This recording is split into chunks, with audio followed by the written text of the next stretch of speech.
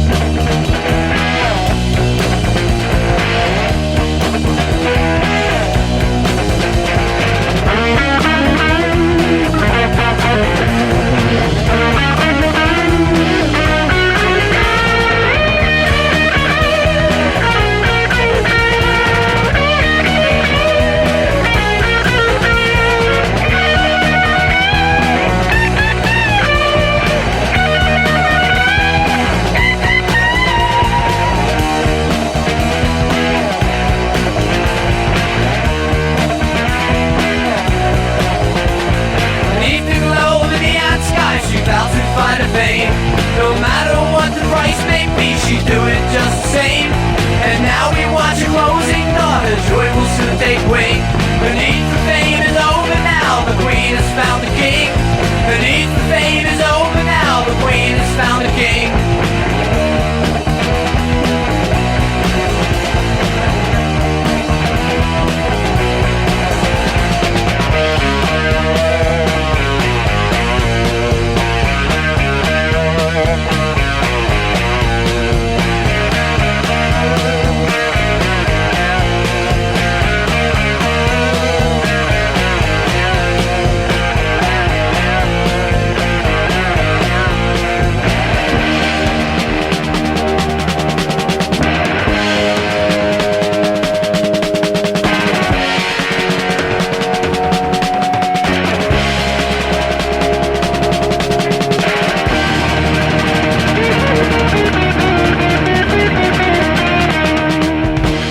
You just heard The Queen by Bang from the album Bang from the year 1971. This is Proto-Metal Years number 10, Record Metal Podcast. I'm Mark. And I'm Jason.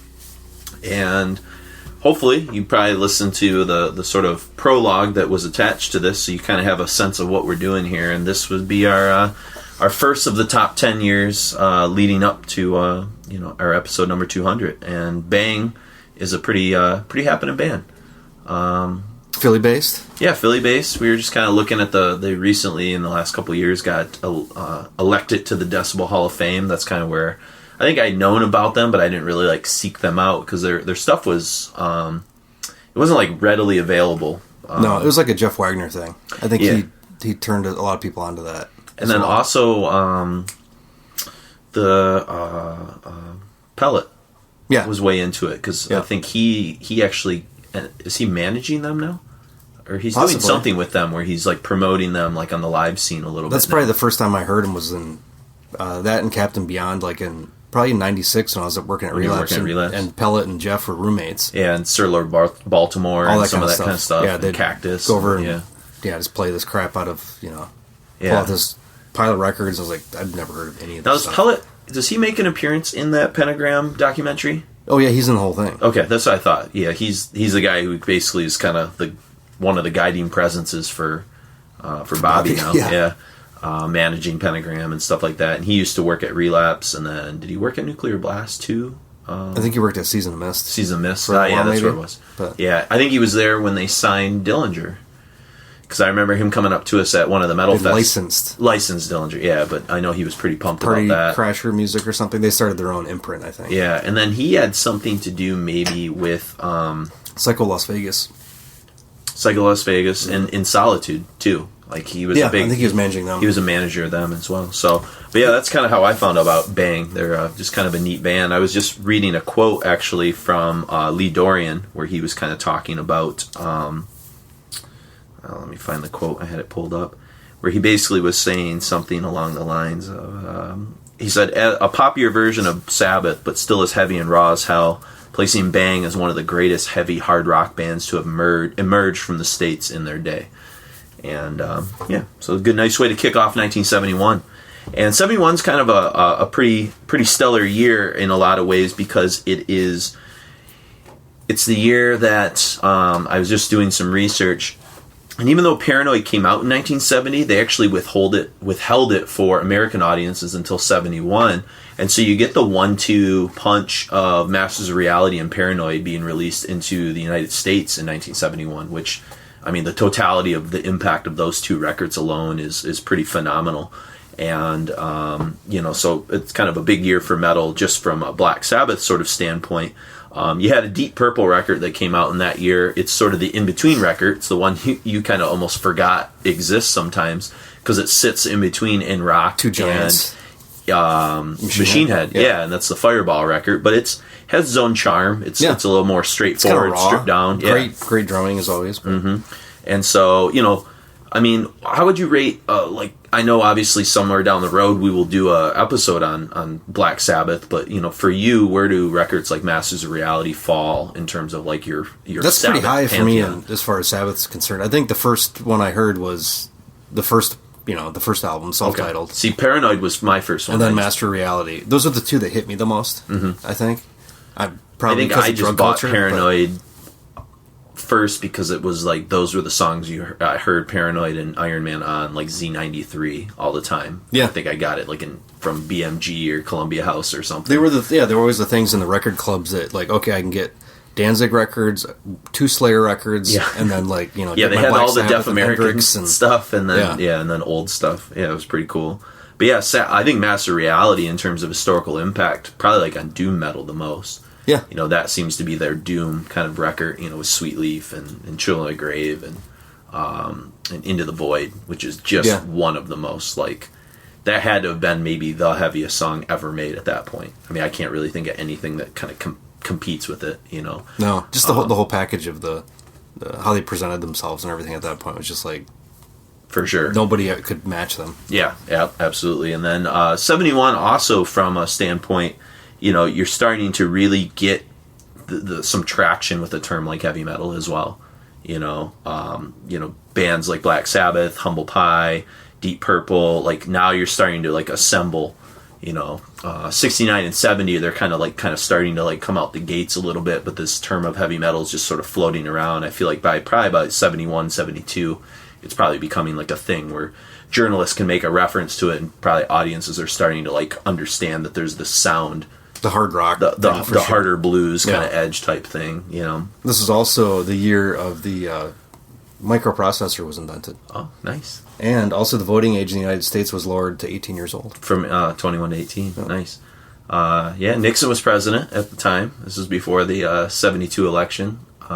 There was a border battle between India and Pakistan. Whoa, there was, in fact. Yes. Disney World opens. Damn. What else happened in 71? The Pentagon Papers released. Which actually there's a new movie that's actually out like right now called it's a Spielberg movie.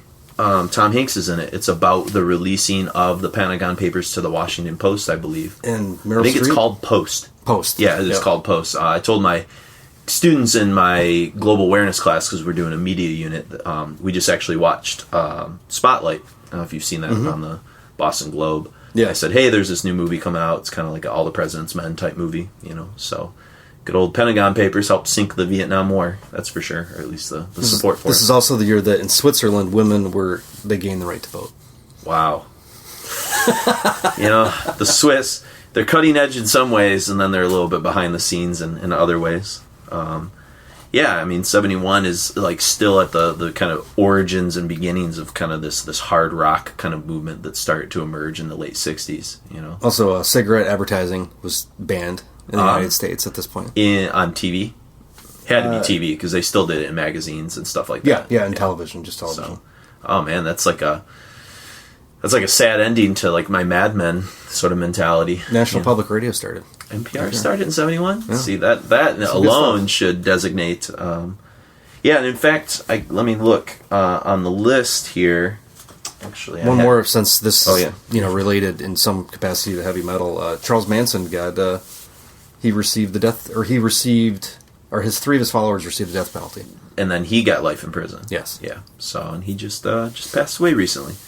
So, in 1971 was number 9 on my list, I believe, and it was year number 11 is kind of where it ended up. So it just snuck in here at number 10. So, for people keeping score at home. And another record that kind of came out in this year that we're probably not going to play any music from, but I think has some historical significance, a couple of them. It's the third studio, well, not studio record, because technically their debut was a live record, but it's the third big release from MC5, High Time, before they broke up. And I like High Time a lot. I think the production's a lot better than it was on the previous record, which is, Back in the USA? Yeah, that was the guy that ended up doing, like, Springsteen later on. Yeah, and he wanted to, like, kind of not popify, but he kind of, like, took some of the rawness out of him a little bit. And I think it was his first record that he ever produced, so he didn't know what the hell he was doing.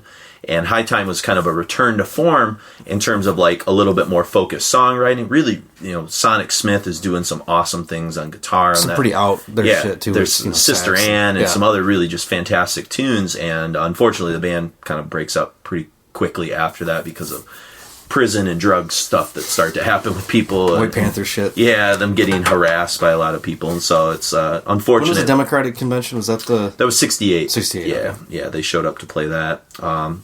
You've also got Focus, Moving Waters, or Moving Waves, excuse me, which featured kind of the novelty hit, Hocus Pocus. But that record is a cool, like, weird psychedelic prog record, and if you're familiar with it, I'm trying to remember who's on that. Isn't there a drummer that went on to do something else that's on that? Perhaps I should have looked Focus up. I didn't. The Decibel actually just recently did a Hall of Fame on that record, which I kind of found like surprising, but also like, that's weird. That was always something that Michael Ackerfall from Opeth talked about. Yeah, and I remember the song Hocus Pocus because there was, speaking of Z93, which was this rock radio that Mark and I kind of grew up near. There was a guy, I think he was like a Joe Satriani type instrumental guitar player. His name was Gary Hoey. Don't know what the hell he ever did, but he did a cover of Hocus Pocus, and it didn't feature the yodeling that the original version had, but for a guitar instrumental, it was pretty badass. I mean, he's basically covering what they did with the Focus record. They're Dutch. Okay. Yeah, they were Dutch. Yeah, I knew they were from Europe. Any idea on that one? Well, speaking of weird drummers, another record that was released this year was a band called Dust. And Dust had some really badass covers, especially their second record. This was their debut, the self-titled. Their second record, which comes out, I think, the year or two after, is like, I think Heart Attack is what it was called. And Dust featured the drummer who will go on to become the drummer for the Ramones, which is pretty sweet. So he played in kind of a hard rock band. But anything on Focus that jumped out to you? No, not really. No, I was thinking of somebody else. Yeah, so those are a couple other records that came out in 71. And then a big guy, which maybe not so much of an influence necessarily on the totality of heavy metal, but when you place it in the history of rock, Led Zeppelin 4 really, that was like the Led Zeppelin record when I was a kid. The first one you had to buy that, and then Led Zeppelin 2, just because of Stairway to Heaven, but you also have Black Dog and Rock and Roll and Going to California. I mean, like every song on that record, Misty Mountain Hop, like everything is like a hit song. And I mean, to have like a Stairway to Heaven joke in Wayne's World. I mean, it was like, it was like ubiquitous in pop culture, to talk about Led Zeppelin 4 and, and all the stuff with Jimmy Page being into the occult. Certainly, like, this was you mentioned Charlie Manson. I think, 69, 70, and 71, there was this sort of weird peak LaVey obsession. Was around the same time. What's that? Wasn't LaVey around the same time? Yeah. So you had Anton Francisco. LaVey, and the hippie movement sort of allied with the sort of occult movement a little bit. And so you had like a heavy-duty interest in that. And certainly Jimmy Page fed into that. And some of the mysteriousness of things that he wrote about, and some of the weird recording stuff that they did for Led Zeppelin 4 and other Led Zeppelin records, so even though Led Zeppelin's not a traditional like heavy metal band, there's no way that a lot of metal bands haven't grown up listening to Led Zeppelin, and the guitar stylings. Yeah. And, even just the orchestral sort of aspects of how they arrange some of their longer epic songs with the, guitar acoustic intros leading to like soloing. They don't ever want to talk about the influence they've had on hard rock and heavy metal, but they were completely they're right in there. I mean, Enslaved usually closes out their sets with Immigrant Song. Yeah, which absolutely. is a fucking perfect. Yeah, it's a Viking metal song. Totally makes sense. Absolutely. So also a couple more things about 71. Oh yeah, not to I like Bogart the conversation. I like the this. First soft contact lens was invented. Tupac was born. Oh, his mother was Black Panther. Yes, yes, and Apollo 14 lands on the moon. Hot damn. And that's. And I believe, Godfather is 72, I think. Kevlar goes on Godfather 1 might have been released in 71, which is my favorite American film. So, I don't know. I have to double check on that. Popular TV programs this year was All My Children. All My Children, okay. Mary Tyler Moore. Yeah. McLeod. And Partridge Family. Partridge Family. Look that up. I believe Godfather is 72, though, because I'm pretty sure Godfather 2 is 74, and in between was The Conversation, which was 73, I think. From a Coppola filmmaking standpoint. I can't remember what came out in 71. That wasn't Chinatown, was it? I think Chinatown might be 74 as well. 72 is Godfather. Yeah, I figured it was the next year. So, and then the last kind of, big historical record that we probably won't be playing anything off of, because you can be rest assured that I think we plan to do a couple of shows on these guys, because there's a lot of different avenues we could go with, is the debut self-titled record from a little band from Ireland called Thin Lizzy. Yes. And they have a pretty big influence on hard rock and heavy metal in terms of their approach to songwriting and their melodies, twin leads, things like that. So those are some of the bigger records that maybe, you might know from this year. But as we said in the prologue, we kind of want to steer clear of that and get into some stuff that's a little bit more on the unknown or obscure side. And the first set of music that we're going to start off with is going to feature 4 tunes that hopefully you don't know all these things. If you do, then you're pretty deep into it like we are, I guess. And the first song is from a band called Tear Gas, who are Scottish. And they're actually going to go on.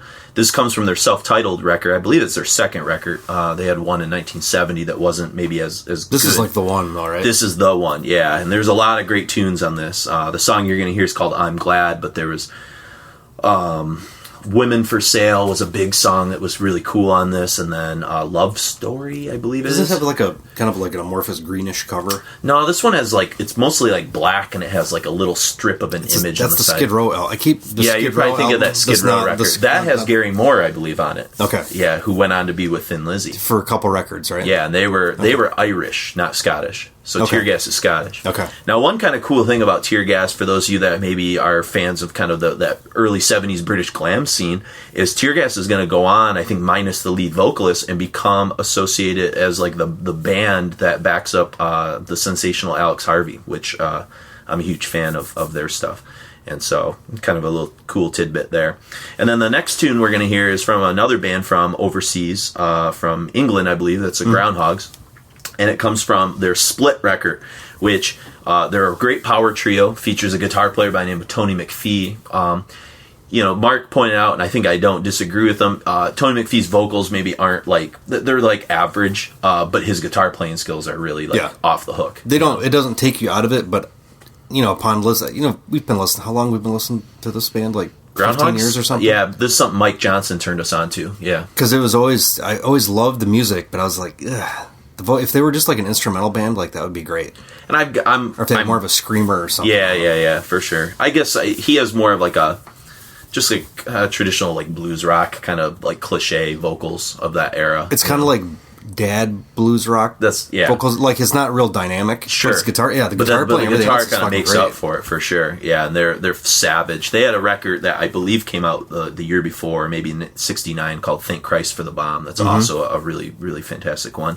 And then the third song you're going to hear is a band that we saw 2 very controversial opinions on, called Zior, and I think they're British. And the record's called "Every Inch a Man," which is kind of a hilarious. Sounds like I just keep thinking of One Inch Man from Caius, which is a cool song. I'm just thinking of a Small Penis reference. Small Penis, yeah, Donald Trump. But. And then it's a tune called "Entrance of the Devil," and I was pointing out to Mark, when I heard this song, it sounded like Clutch, like right off. I mean, it was like, it's very cliche in terms of some of the kind of blues rock kind of like riffing. It's got some great screaming and different like avant sort of stuff going on. Some laughing and, demonic laughter. And yeah, stuff yeah. It's definitely like trying to push. It's called Entrance of the Devil, obviously. And you read one account where one guy was like, this is derivative and terrible and all this stuff. And then you were on Forced Exposure, which is a cool like kind of indie.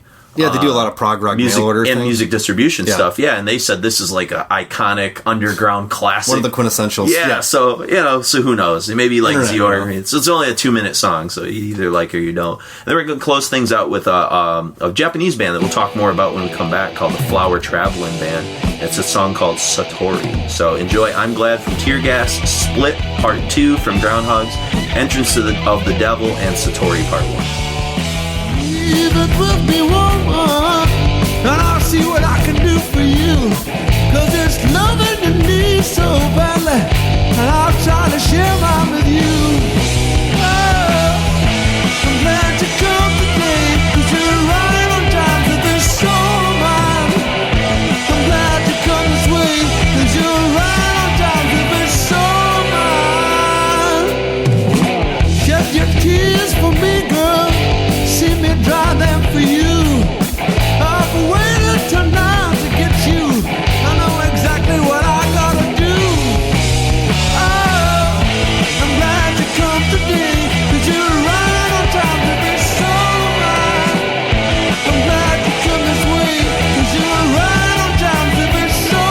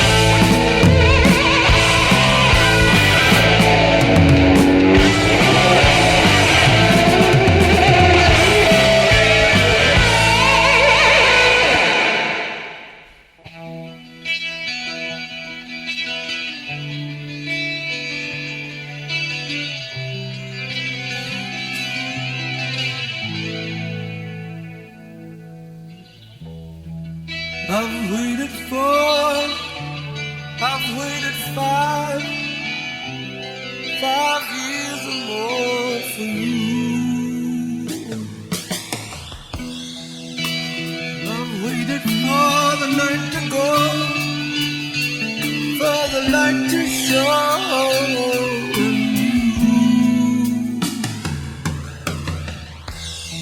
Your breath is hot. Oh, feel it now.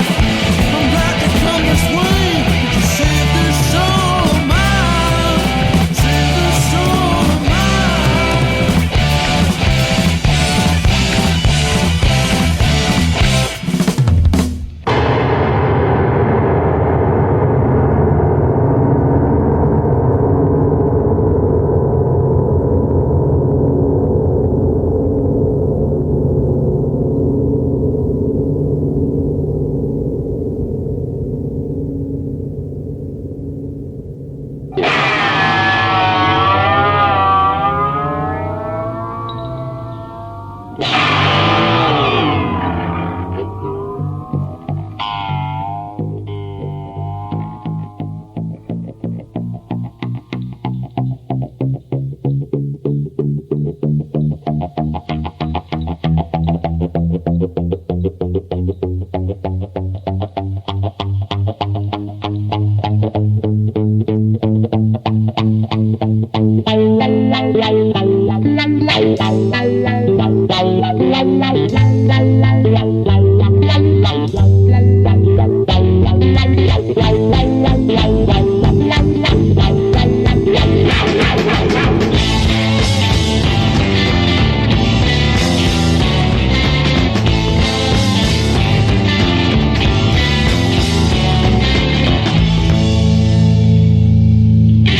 leap from bed in the middle of night, run out the stairs for 3 or 4 flights, run in the room, turn on the light. The dark is too dark, but the light's too bright.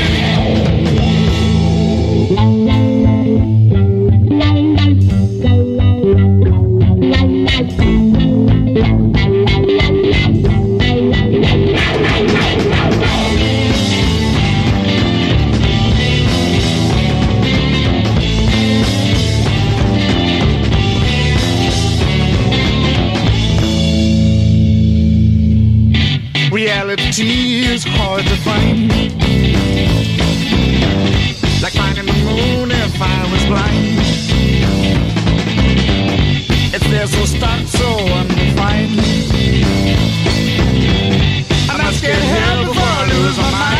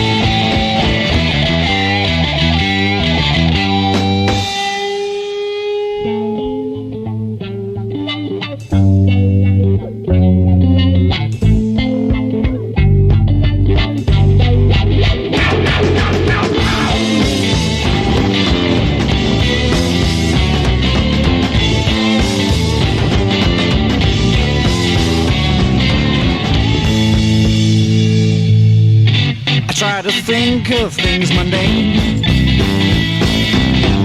to get this terror from out my brain. Everything's so mad I can't explain. I must get hell before I go insane.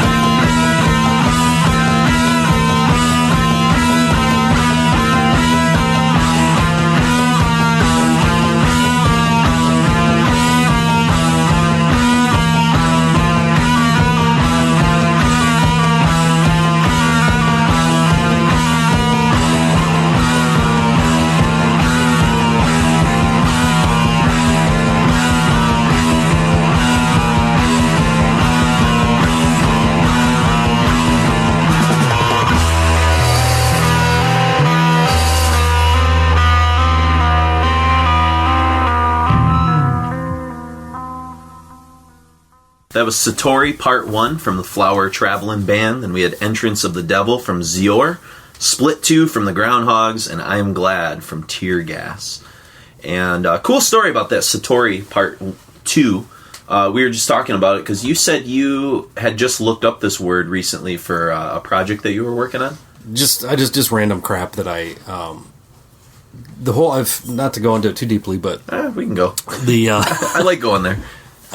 I've been getting into the isolation tank floating stuff, so I'm just kind of curious about a lot of more Eastern ideas about meditation and different things, afterlife like that. and life, philosophies and things. And I looked at, instead of looking up on the internet, I just looked it up in my book again. It was like a brief flash of enlightenment, basically. Yeah, it's I tell my students, because we study Zen Buddhism when we get to Japan, and they are a Japanese band, and I'll kind of talk a little bit more about that. But yeah, it's instantaneous enlightenment, because the Zen Buddhists, I'm going to really simplify this, so if you're a Zen Buddhist, don't be offended by my oversimplification of things, but they believe in something called like the Buddha nature, that there is kind of a little piece of Buddha that lives inside of all of us, and that it just takes a moment of some type of physical or spiritual or psychological thing to unlock that and have this satori, this instantaneous enlightenment.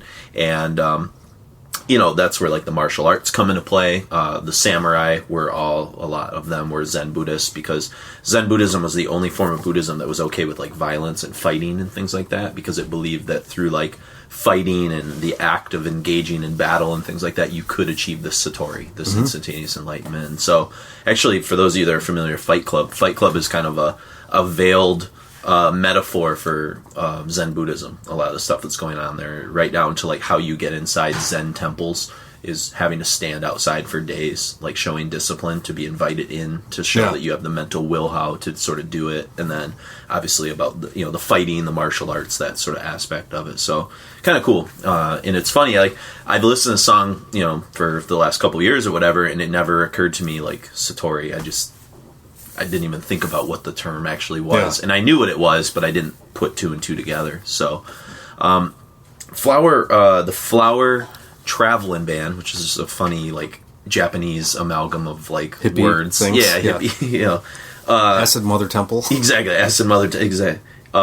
It was founded by a guy named Yuya Uchida, and he had been some type of a friend. I don't know where the friendship was created, with John Lennon, and Lennon had actually invited him to England in like 1965, I believe, kind of right when the Beatles were hitting their total apex of popularity, and introduced him to a whole bunch of like British rock, like the Yardbirds and some of the stuff Clapton was doing with blues related stuff. Yeah, like heavy blues rock, Rolling Stones, and he really, really was keen into that.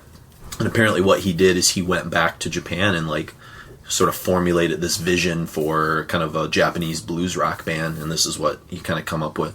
It's kind of interesting that this is very general terms, but it seems like the Japanese culture really is interested in extremes, because like grindcore, when that came out, like that was one of the biggest places. Like a lot of like these bands would play, like Napalm and Cathedral, and Japan. There's a huge audience for it there.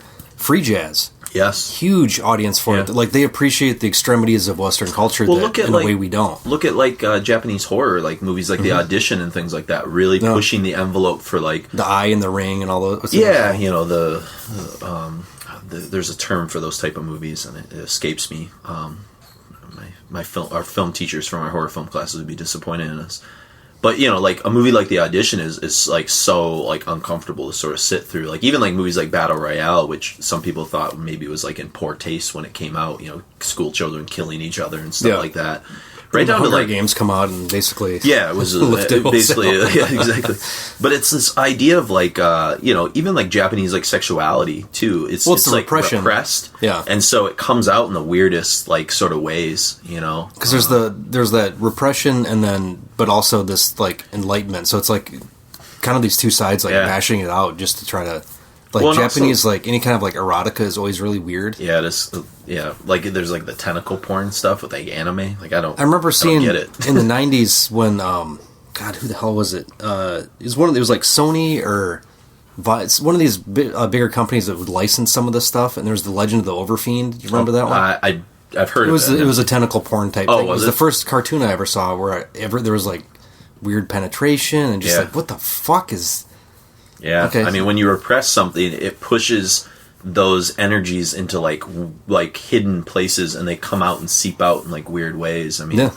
you know, you talk about like Catholic Church. the Catholic Church. You know, what with priests not being able to marry. I mean, there's a natural biological sort of evolution that exists in us, and if you repress that, like It's going to go to the easiest thing. yeah, It's there. and it's gonna like sort of it's gonna seep out in weird ways that like aren't healthy and stuff. So, but another thing that's interesting about the Japanese culture in general, and this like goes back to a lot of history, is the Japanese are really good at taking other people's ideas and refining them and like advancing them almost. They do it with technology a lot of times, or they have in the past. Or here's another thing I put in my sketchbook a couple days ago. I was reading some random crap, but this was where is it at? It should be right here. I've got lots of just random thoughts in here. Deep Thoughts. Deep by Thoughts Mark by Bruno. Jack Handy. Where is it now? I forget what the hell it is. But there was this art of pottery that would be broken on accident, and that would be actually reinforced with gold. So it would almost reinforce it would show the scar of the thing, but that was like part of it that made it more beautiful. Oh, so was they embraced the breakage. The breakage of it, yeah. There's a specific term for it too. I stumbled across that on like looking at shit on Wikipedia. But that's also part of like Zen art too, though. Yeah, Zen art is like like the impermanence of the whole thing. Yeah, exactly. The sand, doing sand gardens and all that kind of shit. Zen gardens and stuff, and then like the great story of like several stories of like a famous Zen master was there was a Zen master that was upset that the Zen temple was there had been a storm of some sort that had destroyed everything outside, and so he ordered his students to go out and clean it. And so they went out and they raked and picked up sticks and fallen leaves and all this sort of stuff, and they made it look absolutely perfect in their mind. And then they went and grabbed the Zen master to sort of get his approval and show them how, like, look at all this great work that we had done. And he walks outside and he looks like at like all this sort of clean yard, and he's like kind of has this like sour look on his face. And he walks up to a tree and he shakes it, and like 5 leaves like fall down. He goes, "Now it's fine." And he walks back inside, and their like minds were they're like, what, like, trying to wrap their heads around this idea that like there is such a thing as like too perfect, too, like let nature kind of take its course, which is very much like and also like a Taoist ideal. Yeah, embrace it for that fact, like the fact that it's called kintsugi is the art of repairing broken pottery. Oh, cool. But there's a whole Japanese aesthetic called wabi-sabi. Yep, wabi-sabi. Yep. An aesthetic of basically of transience and imperfection. Like so you take a broken, say, vase or something, and after you put it back together, it's like you're basically almost embracing, or not embracing, but the fact that it was broken. That's not the point. Like now it's a new thing. Yeah, it's still whole. It's like, I mean, it's a metaphor for for loss or for trauma or things as well. So there's but like the pieces broken matter still, but can be reassembled into something kind of new that has like a different meaning. And the wound is there and visible, but it doesn't dictate It almost makes you stronger with the wound in a certain way. It's there and you see it, but you're still totally functional. Yeah, that's cool. I definitely have learned about wabi-sabi. I took actually down here in Detroit at the DIA. They were it was through my master's program, which was the humanities master. It was history of non-Western art and architecture, and we studied Japanese, Chinese, India, and Middle Eastern like art and like theory on all that. And it was an awesome class. And, it's so foreign from anything that we. It's very different, and it's helped me a lot in my teaching, which I didn't expect at the time. But I think one of the things I struggle with in teaching world history is not just spitting out like facts and things like that, but actually moving the kids into the headspace of how that culture actually views the world, so that they can have a better understanding. So they don't just say, "Oh, Hinduism and India, they're weird." Well, yeah, they're different, but they're not weird. Here's why they think. Here's the reasons why they have this perception of the world based on these experiences and these belief systems, and then the kids are kind of like, "Oh, that makes a lot of sense," and it actually makes history a little bit more predictable too, because you can kind of you can predict based on the personality of like Chinese culture how they're going to react to certain events in history and things like that. So I think it's cool. I think it's definitely, I think one thing, you being an artist, you understand how art can be impactful on history and can be impactful on all aspects of culture, not just pretty paintings and things like that. But it's and it could be. I mean, it should be a daily exercise of anybody. Mm-hmm. It's unfortunate that after we hit a certain age, like at least in America, you're not really encouraged to draw. You're encouraged to make money. Yeah, well, you're encouraged to buy things, but you're not encouraged to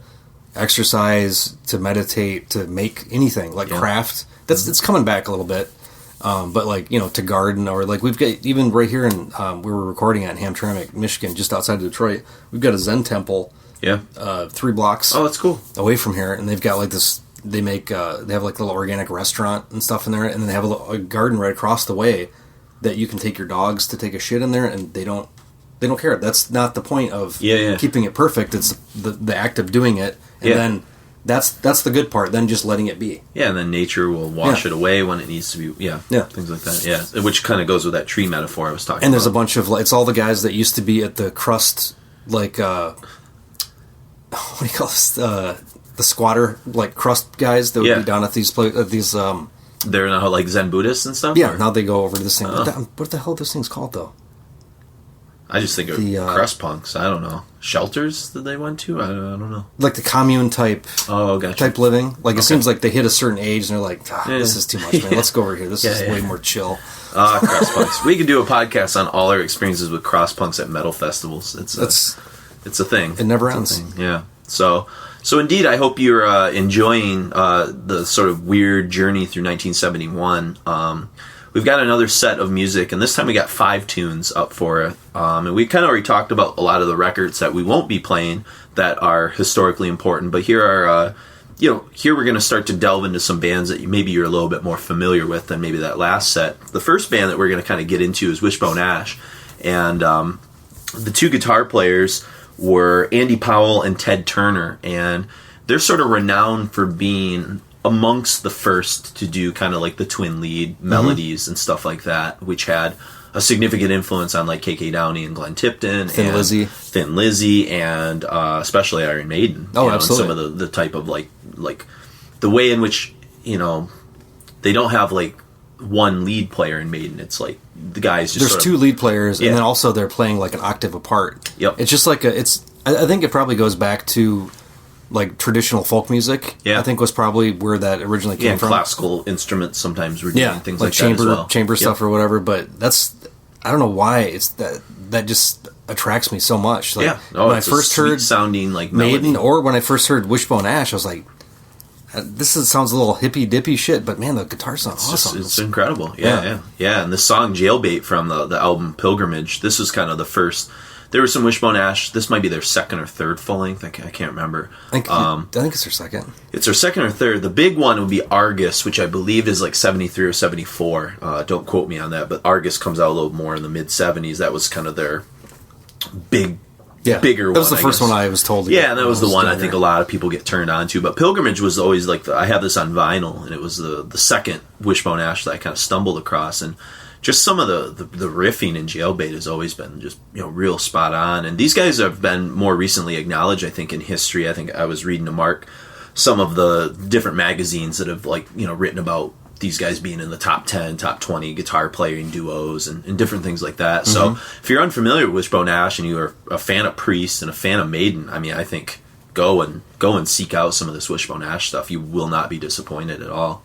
And then we have a band from England, that's where Wishbone Ash was also from, if I didn't mention it. It was the Pink Fairies, and a song called Do It from an album called Never Never Land. And they originally had an association with another kind of garage rock guy, Mick Farron, who had come from a band called the Deviants from Australia, I believe. And I think he was maybe one of the big names in the band, but you said he got fired for before the first record. Before the first record, yeah. So I think he was in the band, but then before they did their first U.S. tour or recorded the first record, they kicked him out. Gotcha.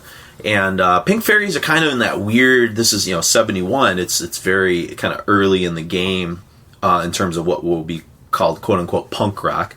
they kind of get thrown into that proto-punk category. And you and I were kind of talking about, like, why do people call Pink Fairies, like, punk? And I kind of so said, borderline. Like, well, also this was maybe because Rollins did it on his record, Do It, for the Rollins band, but I think it's because when I hear like the vocals and some of that stuff, it does remind me a little bit like Iggy. So it has some of that attitude of like the early Stooges and MC5 records, and those are kind of considered proto-punk records as well. Yeah, that's the weird, because I think punk is such a...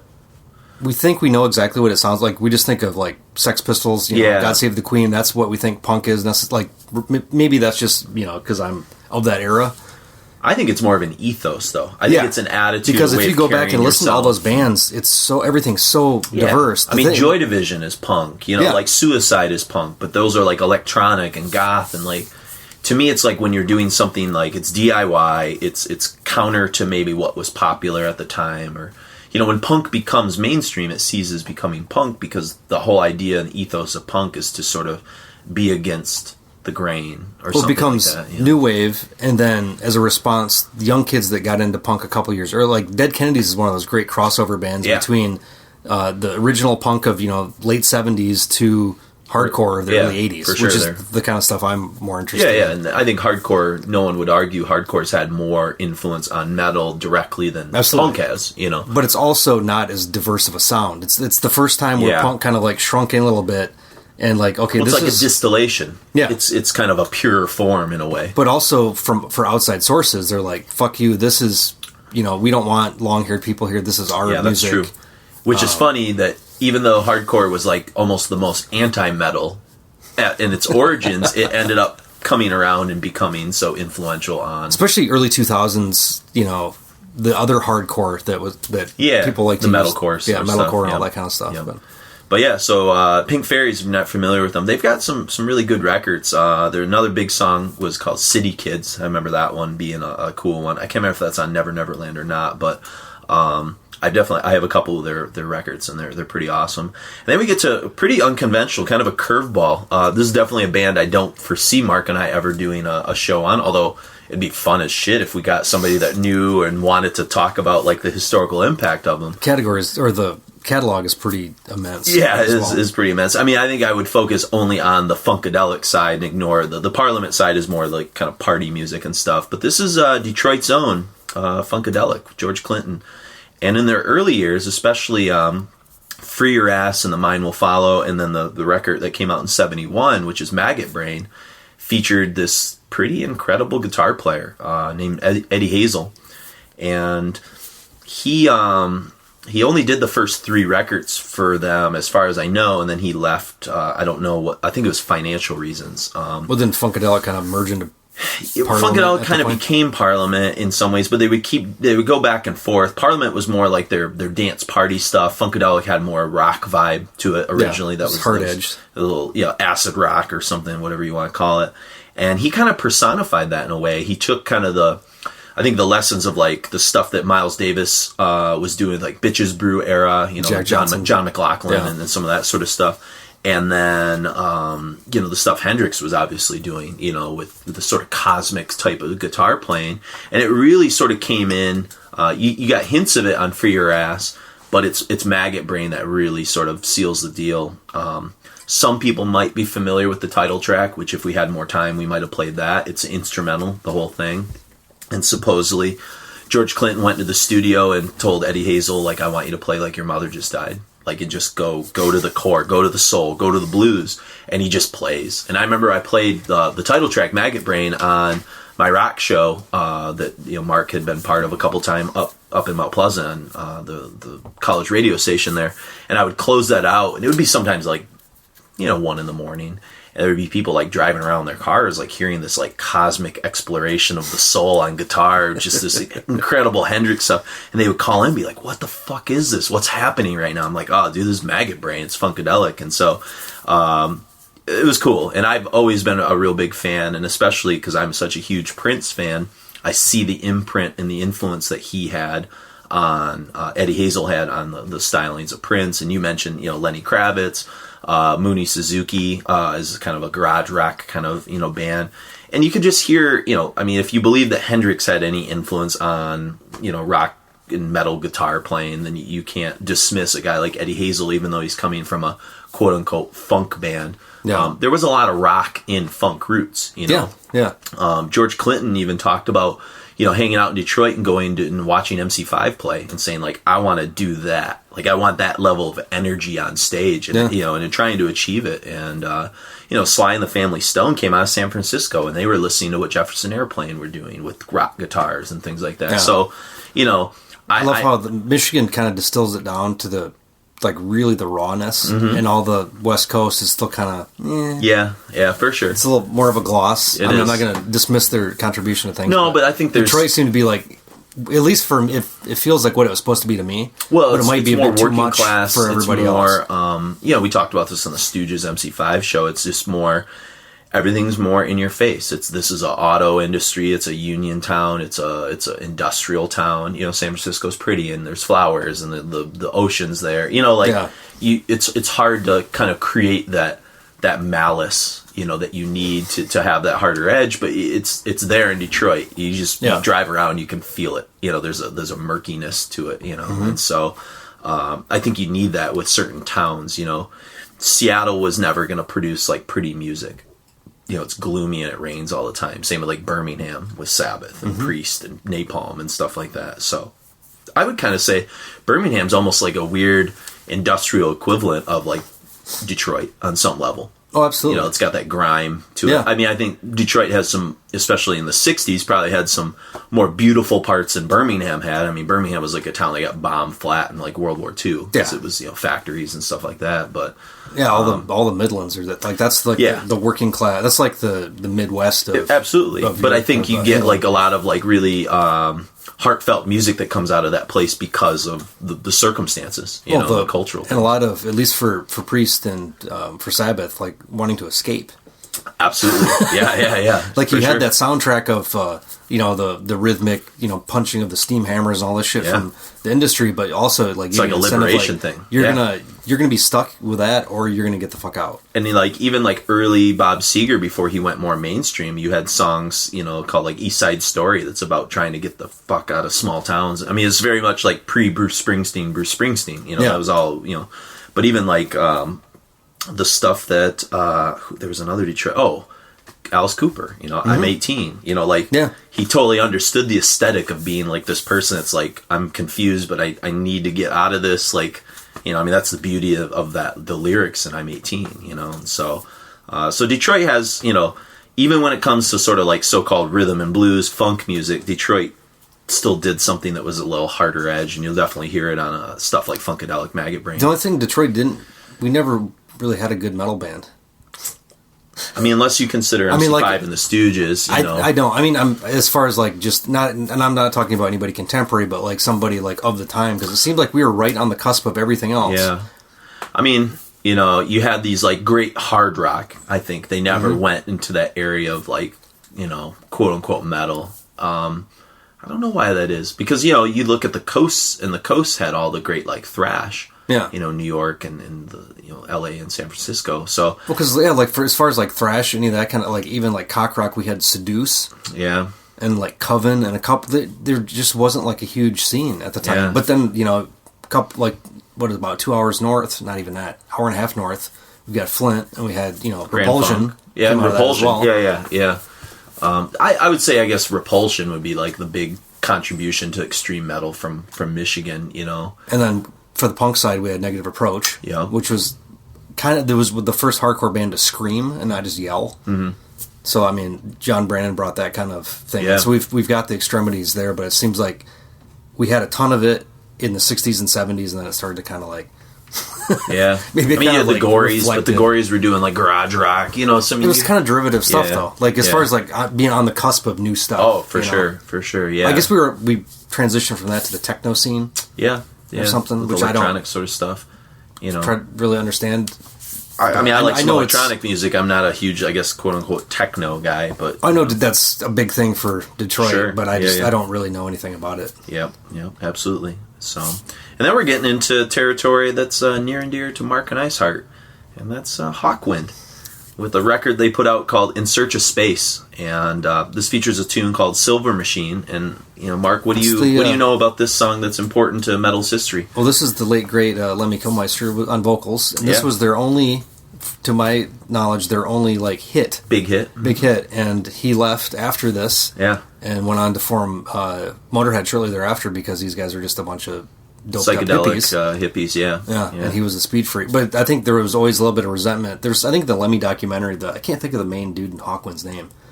But Dave somebody, I want to say. Okay. That kind of comes to mind. I could look it up. Because I think for years there's a little bit of sour grapes, because this one guy wrote, or performed. I think the band wrote the whole song, but he was the main front man for that song. Yeah. And that became the hit. And then once he was gone, they just kind of were in the periphery ever again. Then Motorhead blew up again. So.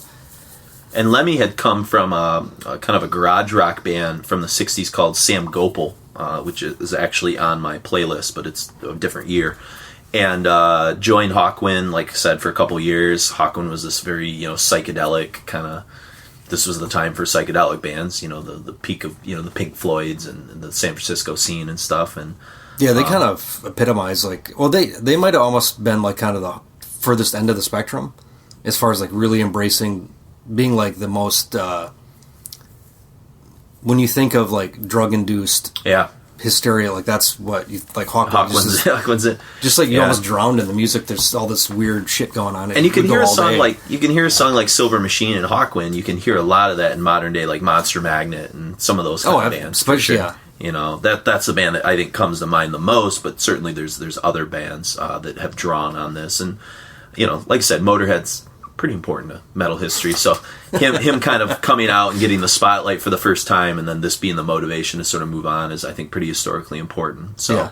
And then we're going to end with a tune called Birds of Prey from a band called Uriah Heep, which I think this is the first time we've really talked a lot about them on the show. Maybe in Merciful Fate, maybe King Merciful Diamond, Fate we one, talked about David Byron. That's King Diamond, or Kim Bendix Peterson's favorite vocalist. Yeah. So, but let's talk more about Heap when we get back. So let's get into, we got Jailbait from Wishbone Ash, Do It from Pink Fairy, Super Stupid from Funkadelic's Maggot Brain, Silver Machine from Hawkwind, and then we're going to end with Birds of Prey from Uriah Heep.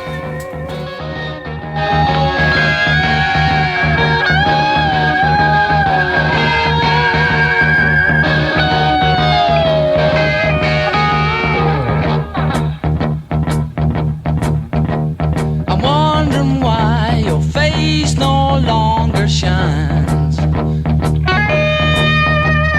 wondering why your face no longer shines. I'm wondering why you're always on my mind.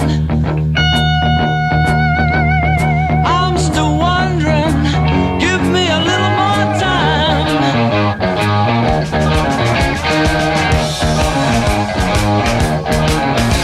I need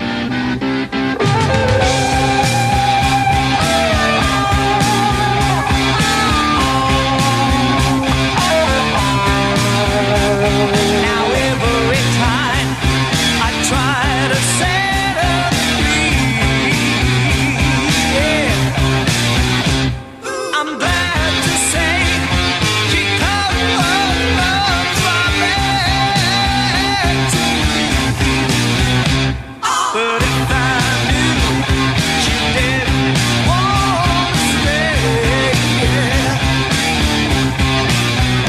I wouldn't try to keep that love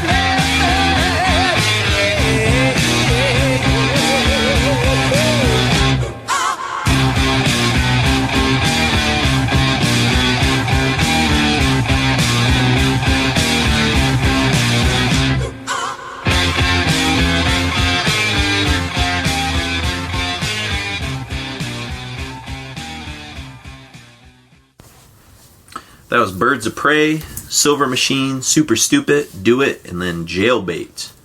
So as we sort of close the book on 1971 here, not that we need to give it too big of a backstory on Uriah Heep, but Salisbury is one of their early records. It's their second record. Yeah. And, Heap's one of those bands, I mean, I know when they were first, like, sold to me, they were referred to as, like, a poor man's Deep Purple, but I know a guy we worked with named Mike Gilmore, who we refer to as Gil. He was always, like, a big fan of him and kind of, like, turned me on a little bit to him, and then you kind of got into him working at your more recent record store. Yeah, I think they're a completely different band than, I mean, Do you think it's just because they had an organ player and stuff like that? I think it's an easy association to say, like, okay, they're hard rock bands, but it's a totally different aesthetic. Yeah. 2 guitar players, bass playing I don't know the bass player's name. Bass playing was fantastic. It's much more like folk influenced. Okay, yeah, but it's still noisy and loud. Yeah. And like raucous, and definitely it's not John Lordish on the. He's not showing off as much. Well, that was him and Blackmore competing with each other. Yeah, and this is more of like it's all in reference to the same, or all in to try to move this whole thing forward. It's not trying to. It's not a combative type thing. Yeah. But it's just, I don't know, there's so, like, songs like Easy Livin', and, I mean, there's so many just great sing-along, they have probably 8 really, really good albums. Yeah. And it's just not, it's something I think you have to be in a certain, that's maybe mindset or age to appreciate more.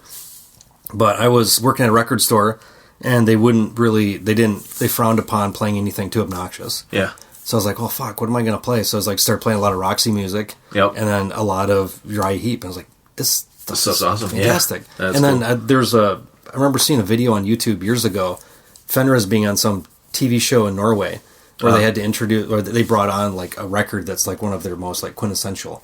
And he brought on Uriah Heep's Sweet Freedom and talked about the bass line. He got it when he was like 5 years old from his uncle. That's a great record. That's a really good record, yeah. I bought a couple different copies and I've given it to people just because it's, like, oh, just check this out. Yeah, check this out. It's like sweet. a $1 record or whatever. Yeah.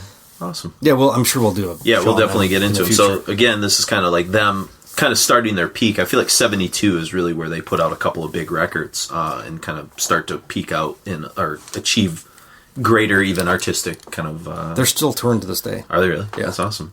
4 singers in. And then we've got... where we're going to kind of close things out today is with a little more mainstream, I guess. And it's Alice Cooper from the album Killer, which people know from things like Under My Wheels and Be My Lover. Or wait, was it Be My Lover? What was this? Dead Babies. Dead Babies as well, but there was another song that was on this. Be My Lover, yeah, I had it. And this is Halo of Flies, though. This is definitely a little bit more metallic. I was telling Mark, this is kind of like... It's kind of uncharacteristic. Jesus. Yeah, and I think what was interesting is it's like their attempt to kind of pull off like a prog rock, prog metal, like King Crimson sort of style. And I told Mark that the lyrics are supposedly like about like a evil organization, like a la James Bond, Spectre, or Smersh, as it was known in the Ian Fleming novels and stuff like that. I don't think you probably ever said that out loud. Yeah, Smersh. Like, oh man, that sounds terrible. It's weird. It sounds like a disease of some sort, like a euphemism for something that's inappropriate. But so, anyways, let us know what you thought about 1971. Like I said, this is number 10 in our Proto-Metal Years countdown in terms of the most important years leading up to the peak of 1983, where metal kind of breaks through into the mainstream. And you can shoot us an email at requiempodcast@gmail.com. You can check us out on Twitter at Podcast Requiem. You can follow this at hashtag Requiem Metal History, both on Facebook and on podcasts. It'll be daily. There's new songs uploaded. And then you could also go, and if you want to support the cause and donate and become a patron to Requiem Metal Podcast. There are some nice patron benefits that we've outlaid in several episodes. You can go on www.patreon.com/Requiem Podcast, or just search Requiem Podcast on Patreon. You can find us that way as well. So we hope you enjoyed this first foray. We will get deeper and deeper as the years keep on ticking by. So for Halo Flies and Alice Cooper in 1971, I am Jason. And I'm Mark.